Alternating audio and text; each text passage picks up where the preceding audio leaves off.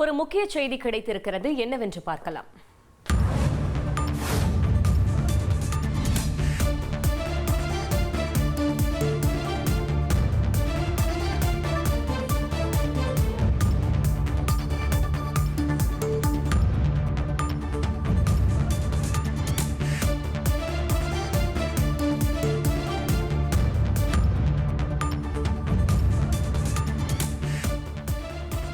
துணைவேந்தர்கள் நியமனம் தொடர்பான வழக்கில் அரசு பதிலளிக்க உத்தரவு பிறப்பிக்கப்பட்டிருக்கிறது. மேலும் விவரங்களை செய்தியாளர் சுரேஷ் வழங்கிட கேட்கலாம். சுரேஷ், வணக்கம். இந்த உத்தரவு தொடர்பான மேலும் தகவல்களை சொல்லுங்க.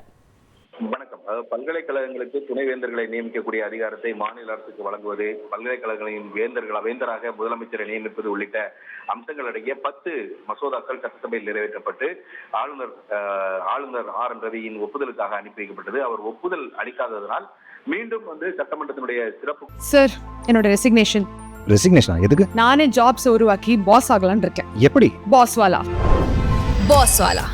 பி தி பாஸ் கூட்டத்தை கூட்டி அதில் இந்த சட்ட மசோதாக்கள் மீண்டும் நிறைவேற்றப்பட்டு ஒப்புதலுக்கு அனுப்பி வைக்கப்பட்டன.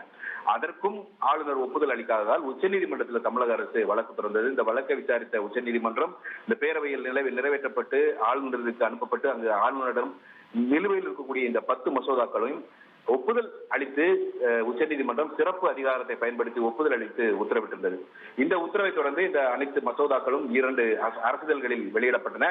அரசிதழ்களில் வெளியிடப்பட்டதன் மூலமாக இந்த துணைவேந்தர்களை அரசை நியமிக்கக்கூடிய அந்த சட்டம் என்பது அமலுக்கு வந்திருக்கிறது.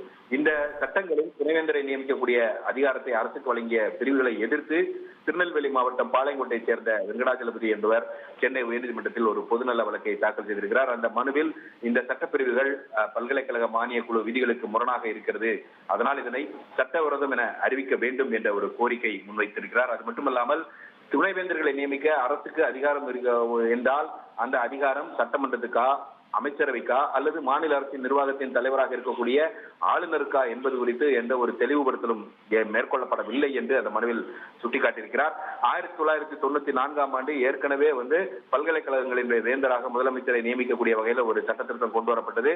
அந்த நிலுவையில் இருக்கக்கூடிய அந்த சட்டத்திருத்தத்தை திரும்ப பெறாமல் புதிய சட்டத்திருத்தம் கொண்டு வந்ததன் மூலமாக சட்டமன்ற விதிகளுக்கு முரணாக அரசு செயல்பட்டிருக்கிறது. அதனால் இந்த சட்ட திருத்தத்தின் அடிப்படையில் துணைவேந்தர்கள் நியமனத்துக்கான தேர்வு குழு நியமிக்கவும் துணைவேந்தர்களை நியமிக்கவும் தடை விதிக்க வேண்டும் என்றும் இந்த அரசுகளை அமல்படுத்த தடை விதிக்க வேண்டும் என்றும் அந்த மனுவில் கோரிக்கை விடுக்கப்பட்டிருக்கிறது.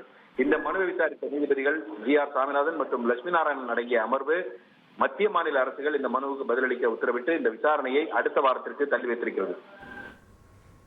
தகவல்களுக்கு நன்றி சுரேஷ்.